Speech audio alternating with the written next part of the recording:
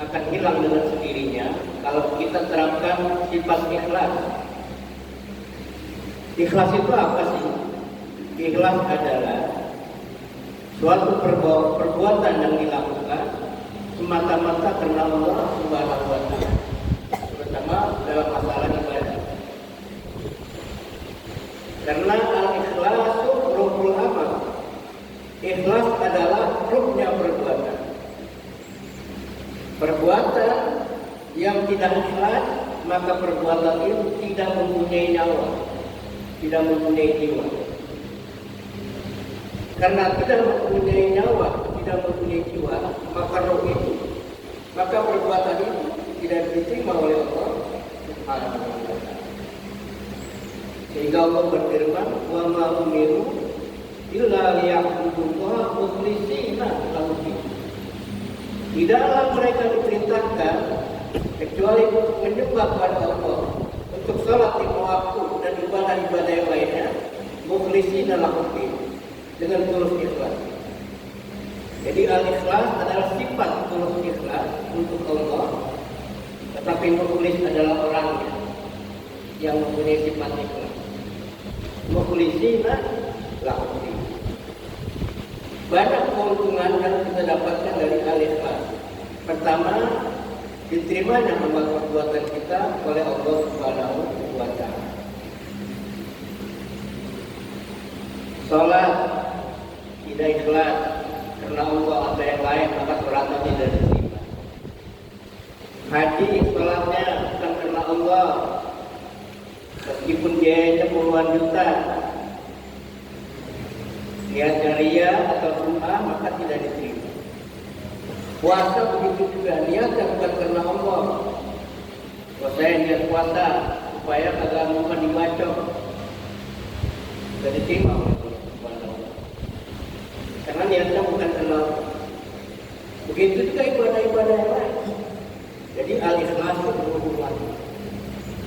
Yang kedua, ikhlas adalah sebagai penangkal kekecewaan kita dalam hidup. Saudara-saudara sekalian, kita seringkali mengalami kekecewaan dalam hidup ini. Misalnya ada doa yang kita panjatkan tiap hari, kita minta kepada Allah, tapi Allah belum kabulkan, kita kecewa. Kenapa kekecewaan itu datang? Karena kita tidak ikhlas menyerahkannya kepada Allah Subhanahu wa Ta'ala. Padahal diterima atau tidaknya doa itu, doa seorang hamba kepada Allah, itu hak prerogatif Allah. Kapan Allah menerima? Dan kita kurang ikhlas, akhirnya kita kecewa. Allah percuma berdoa, tidak pernah terima bertahun-tahun. Kita tidak berdoa aja. Kenapa? Karena kurang ikhlas. Dia minta kepada Allah. Begitu juga banyak orang kecewa setelah berbuat baik kepada orang lain. Dia bersedekah, dia membagi sesuatu kepada orang lain. Tapi karena niat tidak ikhlas, dia kecewa. Karena dia berbuat baik kepada orang, bersedekah supaya ingin apa? Mendapat feedback, mendapat kembalian, mendapat pamrih dari orang itu. Ini suatu kelebihan yang besar. Kalau kita sedekah ke orang miskin, fakir miskin, jangan kita mengharapkan balasannya dari orang itu. Orang dia miskin, kita mengharapkan kepada Allah Subhanahu wa Ta'ala. Allah yang akan membalas. Nah, karena kita menolong ada pamrih, akhirnya kita kecewa. Ya. Di sini ada pengurus di sini. Allah memulai secara rahman. Karena kata itu nggak diangkat jadi pengurus. Karena tujuannya menjadi pengurus. Padahal kalau dia betul-betul karena Allah, dan Allah yang akan memberikan pahala. Nah, jadi sifat ikhlas ini yang perlu kita tanamkan dari sekarang, sedikit demi sedikit.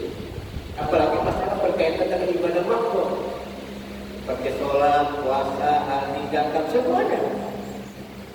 Itu yang sebenarnya kita baca setiap hari 17 kali. Ya. Berapa kali? 5 kali sehari semalam. Ya. Jadi habis takbiratul ihram kita baca inna sholati wa nusuki wa mahyaya wa mamati lillahi rabbil alamin. Sebenarnya sudah baca. Kita ikrarkan 5 kali satu arti, tapi kita nggak pahami artinya, nggak pahami pelaksanaannya. Akhirnya kita kecewa.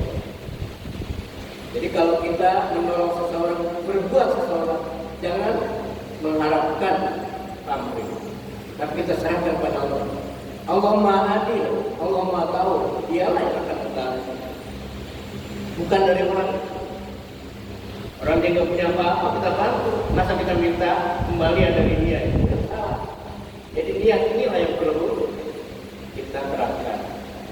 Jadi dengan sifat ikhlas ini, dengan sendirinya, maka sifat ria, sifat sum'ah, ingin dipuji akan lain dengan sendiri. Setahap demi setahap.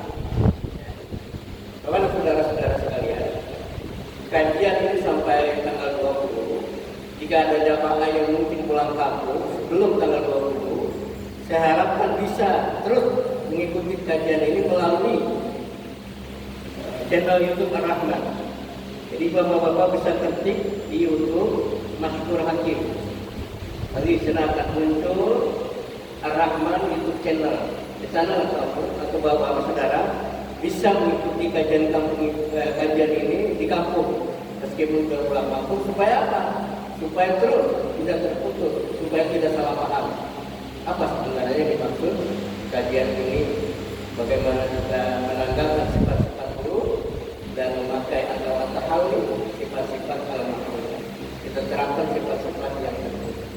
Dengan demikian maka para peminta kesempurnaan dengan kita akan semakin meningkat. Jadi saya cukup sekian. Wassalamualaikum